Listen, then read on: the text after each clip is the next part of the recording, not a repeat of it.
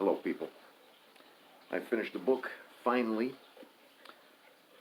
The Battle for Spain, the Spanish Civil War, 1936, 1939. Pretty much kind of, I mean, not really ignored the Spanish Civil War, but I've never read a book that deals only with the Spanish Civil War. And if you are just a casual reader, somebody that reads for entertainment, I wouldn't recommend the Spanish Civil War because there are so many different factions that, I've just finished this today. I'm not going to even try to remember them all.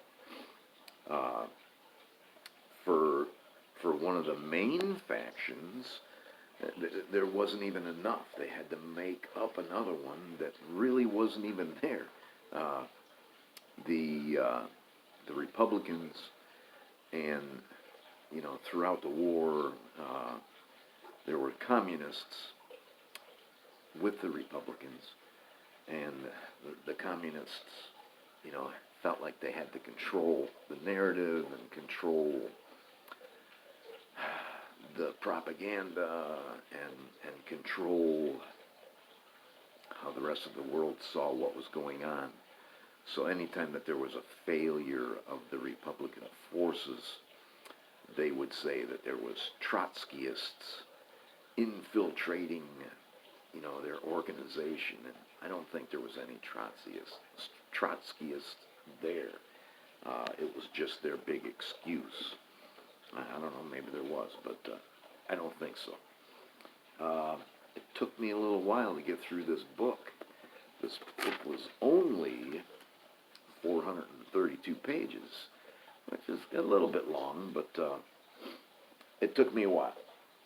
I know that there was days when I only read 20 pages. This book was published in 1983. The author's name is Antony Beevor.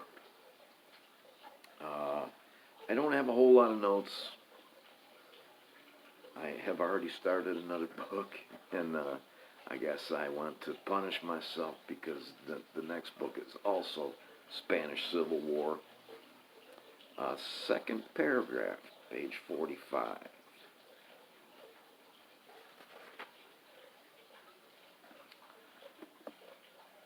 The gradualist lines of social democrats could neither satisfy the inflamed aspirations of the workers nor reassure landowners that private property would be respected. That spring, strikes broke out, not in pursuit of a particular demand, but to show working-class muscle. There was a fierce satisfaction in the idea that the old saying of the downtrodden might come true. And here's the old saying: when God in heaven wants justice to change, the poor will eat bread and the rich will eat shit. I like that. I think that's why I marked that paragraph. This is, the war hasn't even started yet. The war,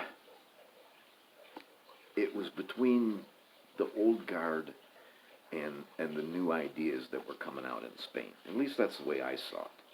There was a democratically elected government, and the generals and the rich people and the Catholics and the royalists and the Carlists, they didn't like it. So they decided to rebel. They were the nationalists. And the nationalists then, just like the nationalists now, are not the good guys.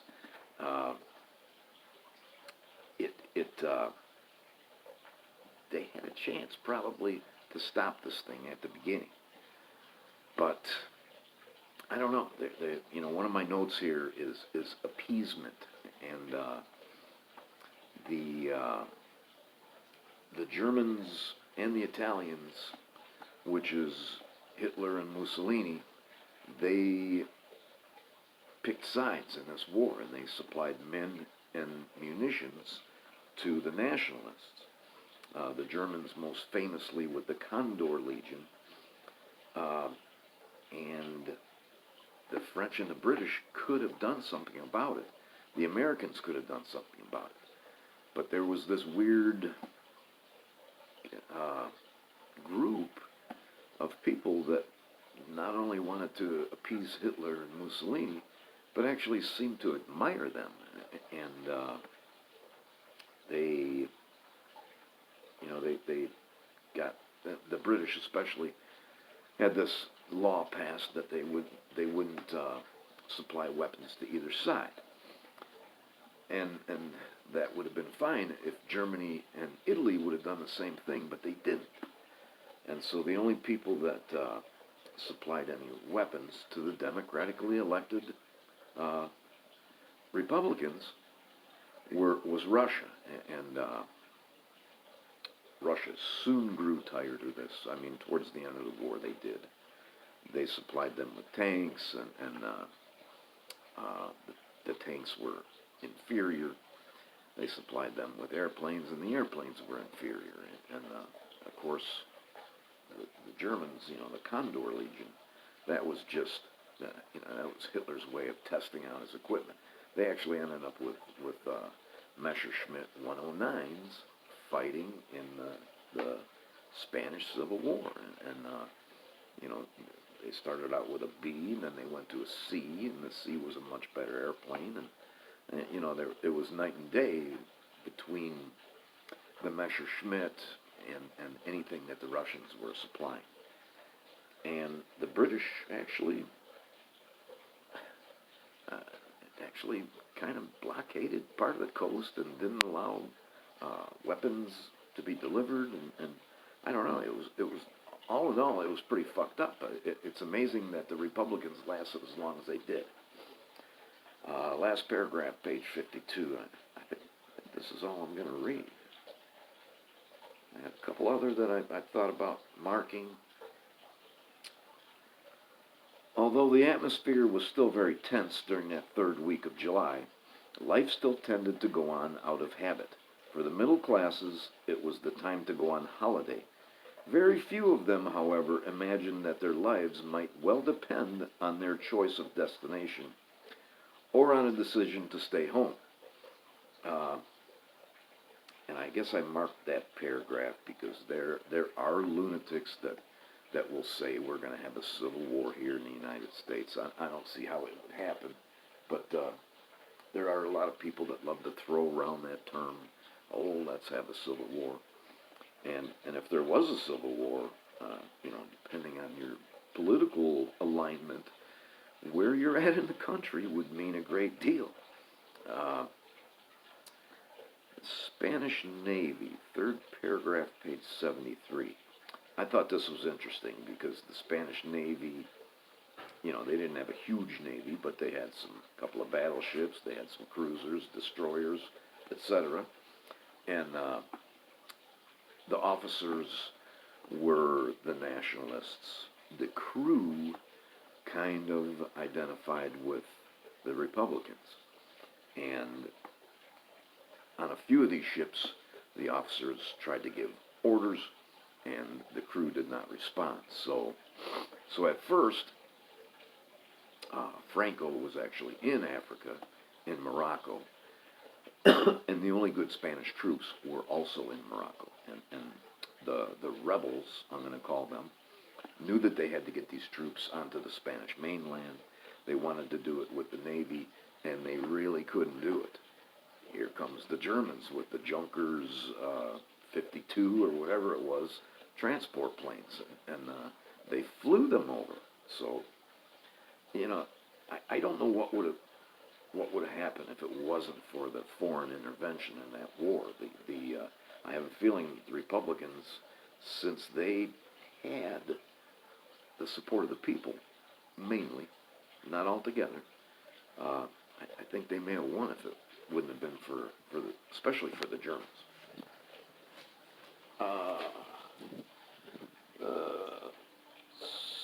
Third paragraph, 73. This setback did not turn out to be a disaster for the Nationalists because they managed to start the first major airlift of troops in history. Although the airlift began almost immediately with a few Spanish Air Force Brigots, Newports, and Italian Savoyas, it was chiefly affected by the Junkers 52 sent by Hitler. And you probably don't pronounce that J. It's probably a Junkers. Who remarked later that Franco should erect a monument to the plane because it was so vital to his victory. But the Nationalists also benefited from the fact that the new ships committees were badly coordinated, thus severely reducing the effectiveness of the Republican Navy. The Republican Navy was also deterred from attacking ships transporting units of the Army of Africa, but because they were screened by the German pocket battleships Deutschland and Admiral Scheer. In this way, the rebels managed to bring across the so-called Convoy of Victory with 2,500 troops and much equipment, including heavy weapons, which could not be flown over. So there you have, the German Navy safeguarding these transports. In the book, they mention George Orwell. They talk about a lot of writers, some of them that I've never heard of before. George Orwell actually fought there, actually carried a rifle. The guy got shot in the throat and had to be evacuated. And he wrote a book called Homage to Catalonia. And while I was still reading this book, we were at one of these, they're like used bookstores, but God damn it, I can't think of the name of them. They're not Salvation Army, they're something else. While we were there, I'm looking in the classics section, and I find Homage to Catalonia, so I have just started it. I'm still reading the introduction. The introduction's pretty long. Foreign aid, we already talked about. Errol Flynn. Errol Flynn is a very weird guy. I never thought to look at Errol Flynn's life, but he was on the other side. He was with the Nationalists, and apparently Errol Flynn liked young boys and young girls as much as he liked his alcohol, and apparently he has sat in the same room as Adolf Hitler, met Castro, and I don't know. He was all over the place. He was a really weird guy. The Republicans had so many different factions that there ended up being some infighting. I'm sure that Franco loved it and probably just sat on his ass while there was these like a civil war within a civil war. Incredible. What it reminded me of was, I don't know, whenever you have a group of communists, you're going to have these insanely large Congress, 500, 750 members, all in one building, arguing, and sometimes coming to blows, sometimes assassinating each other. It reminded me of the Paris Commune, is what it reminded me of. You can't get nothing done, even on the eve of destruction. You're still in that room arguing with each other. And my last note is appeasement, and we already talked about that. The end of the book where the Republicans lose, and they actually don't even have enough rifles to arm their people. They don't have ammunition. They don't have heavy weapons. Their air force is down to very little, and meanwhile the Nationalists got 1,500 guns that they can bring to the front. And when I say guns, I mean artillery. It's very sad the way it ends. Talk for a minute about like executions. Both sides kind of were pretty brutal in their, with their use of show trials and summary executions, throwing somebody in prison and just letting them die of typhus. The Nationalists were definitely worse. Especially after the war, the Republicans couldn't do any revenge killing then, but the Nationalists kept doing it for another 15 years. Vichy France, a lot of these Republican leaders had crossed the border at the end of the year, and Vichy France, not only the Germans, but the French actually extradited these guys back to Spain so that Franco could have them put to death. It's not a great chapter in humanity, dealing with each other. Thank you for watching. I'm going to get started on that other one.